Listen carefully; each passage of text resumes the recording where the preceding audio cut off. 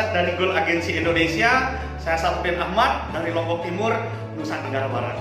Baik, kali ini saya hadir kembali dengan sebuah video yang sangat fenomenal sekali. Ya, itu karena pada kesempatan ini saya akan menghadirkan bagaimana dalam 11 bulan saya mampu mencapai posisi Gold Agency. Tentu ada hal yang harus kita ketahui bahwa memang untuk bisa sukses secepat itu tidak mudah, tidak semudah membolak-balik telapak tangan. Ada hal yang harus kita ketahui sebelum membangun bisnis triangle ini. Itu bahkan saya seorang pegawai kontrak yang tanpa memiliki pengalaman dalam membangun sebuah bisnis bisa sukses secepat itu. Bagaimana saya menerapkan konsep pola kerja dari bisnis triangle ini? Itu akan ditemukan dalam sesi kali ini. Stay dan ikuti video kali ini, maka kita akan mendapatkan apa yang harusnya menjadi acuan kita dalam membangun bisnis triangle ini. Oke, salam nasihat, pasti kron.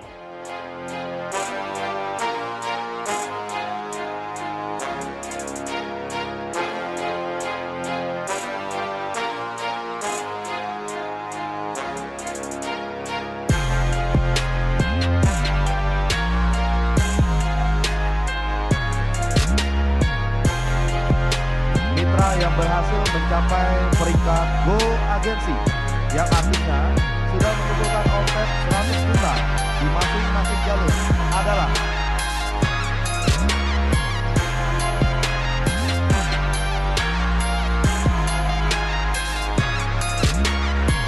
Sapudin Ahmad.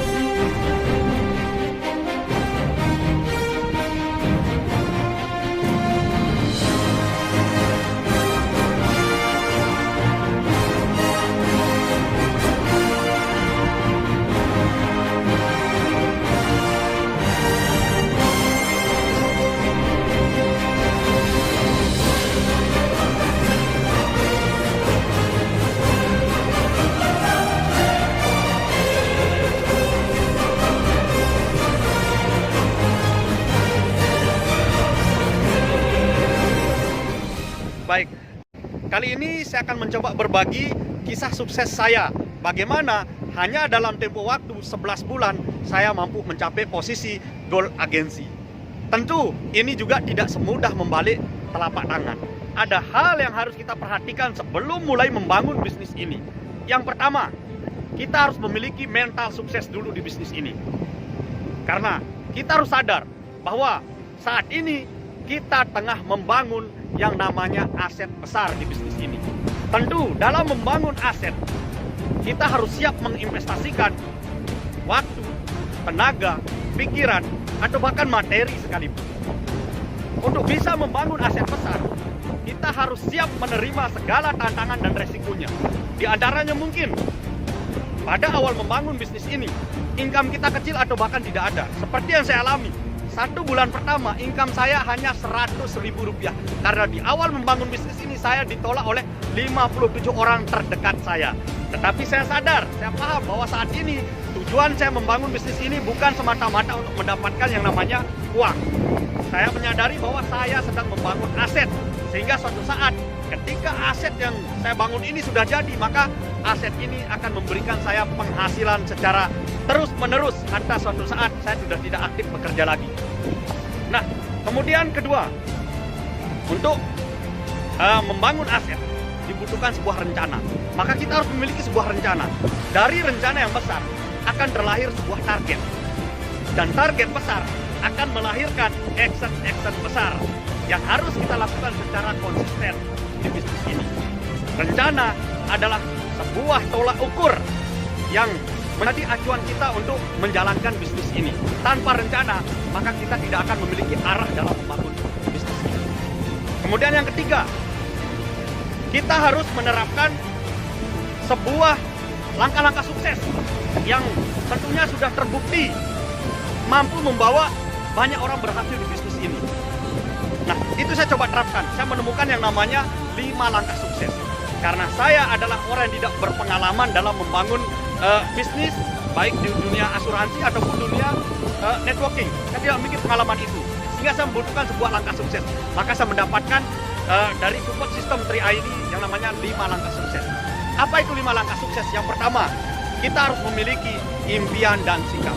Karena impian adalah alasan terkuat kenapa kita harus berjuang sungguh-sungguh di bisnis ini. Karena impian adalah alasan terkuat kenapa kita harus memenangkan bisnis ini. Kemudian sikap, tentu karena kita sedang bekerja sama dengan perusahaan yang sangat besar, maka kita harus menjaga nama baik perusahaan. Kemudian, selaku tenaga pemasar, suatu saat kita akan menjadi public figure. Maka sudah sewajarnya kita harus tetap menjaga sikap kita. Kemudian menjaga sikap kita bagaimana kita ke masyarakat, bagaimana sikap kita dalam hubungannya bersama tim kita, bagaimana sikap kita dalam hubungannya bersama sukses lain kita, bersama leader kita. Itu semua tetap harus kita jaga. Yang saya lakukan adalah mencoba menjaga sikap saya terhadap semua hal tadi. Karena saya tidak ingin gagal. Nah, selanjutnya, yang kedua, ada namanya daftar nama, ya. Daftar nama sangat penting karena itu akan menjadi cikal bakal dari aset kita. Tanpa daftar nama, maka kita tidak akan tahu siapa yang harus kita perkenalkan bisnis ini. Itu tentang daftar nama. Untuk daftar nama tidak perlu dipilih-pilih. Ya, kita harus tulis saja dalam sebuah buku atau seperti apa. Yang penting daftar nama itu harus tertulis. Jangan dipilih-dipilih. Nah, kemudian yang ketiga, kita harus membuat janji temu dan melakukan presentasi. Janji temu itu harus kita lakukan supaya kita mendapatkan kesiapan dari orang yang akan kita perkenalkan bisnis ini. Kemudian presentasi. Ya, setelah kita dapatkan janji temu, jelas tujuan kita adalah melakukan presentasi. Dan pastikan dalam melakukan presentasi, Anda harus melakukan sebuah pendekatan dulu, ya, sebelum memulai presentasi. Anda harus mendapatkan perhatian dari prospek kita dulu. Ketika kita sudah seperti menguasai situasi di situ, barulah kita mungkin akan melakukan sebuah presentasi. Kemudian yang keempat, itu ada namanya follow up dan tindak lanjut. Follow up dan tindak lanjut itu penting kita lakukan. Apakah terhadap orang tengah menunda atau belum bergabung setelah kita melakukan presentasi, itu tetap kita harus lakukan follow up kembali. Mungkin pada saat itu yang bersangkutan belum memahami konsep dari bisnis kita, atau mungkin pada saat itu betul-betul sedang tidak membawa uang dan macamlah alasannya, sehingga kita tetap harus melakukan follow up dan tindak lanjut. Ataupun orang yang sudah bergabung tapi belum mau menjalankan bisnisnya karena belum paham barangkali, sehingga kita tetap harus melakukan follow up atau tindak lanjut. Kemudian yang terakhir itu ada namanya pertemuan. Jadi saya yakinkan bahwa jantung dari bisnis ini adalah sebuah pertemuan. Jika Anda tidak menghadiri sebuah pertemuan, maka saya pastikan rencana Anda pasti akan mengalami kegagalan. Maka sebisa mungkin Anda dan tim Anda harus menghadiri pertemuan. Karena melalui pertemuan kita bisa mendapatkan pengembangan diri. Pertumbuhan akan kita dapatkan melalui pertemuan. Apakah itu dalam bentuk edukasi, motivasi, atau bahkan inspirasi kita akan dapatkan dari sebuah pertemuan. Maka sangat penting untuk kita menghadiri yang namanya pertemuan. Itu. Kemudian selanjutnya, saya ingin meyakinkan bahwa kemauan kita harus lebih besar dari kemampuan. Karena untuk menjalankan bisnis ini, di awal kita tidak dituntut menjadi seorang yang sangat hebat dulu. Karena saya juga menjalankan bisnis ini tanpa sebuah pengalaman. Jadi murni bisnis ini saya jalankan adalah pengalaman pertama saya. Sehingga karena saya tidak mau gagal, maka saya harus memiliki kemauan untuk sukses dulu lebih besar. Karena kemauan memang harus lebih besar dari kemampuan. Sebab kemampuan itu akan melekat secara otomatis seiring pembuktian-pembuktian yang kita ciptakan dalam bisnis ini. Seperti yang saya alami.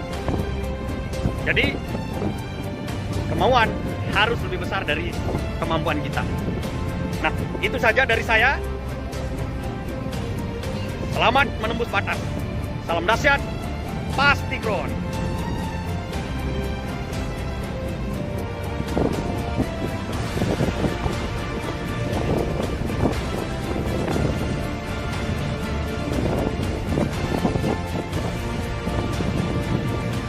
Oke, luar biasa.